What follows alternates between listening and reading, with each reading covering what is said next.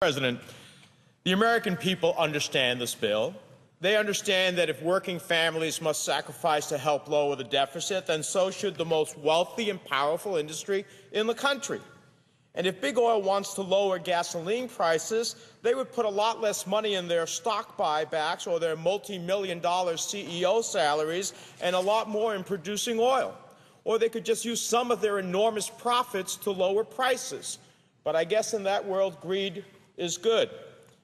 What the American people understand about this bill, it's clear for them what it does, but many on the other side of the aisle simply do not. And because this is such a simple, common sense idea, they've made up arguments just to get through this debate.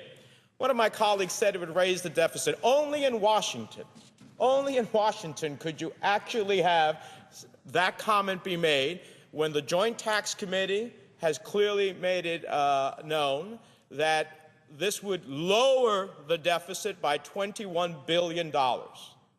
Lower the deficit by $21 billion, not raise it.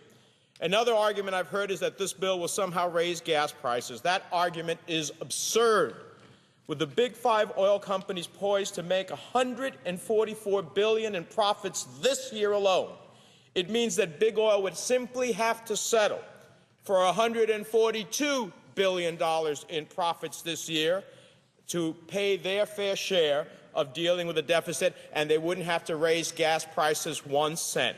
And that's what the Congressional Research Service independently decided, as well as the Joint Tax Committee.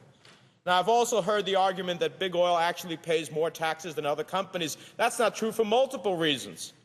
ExxonMobil's effective tax rate is actually lower than the average American family's rate.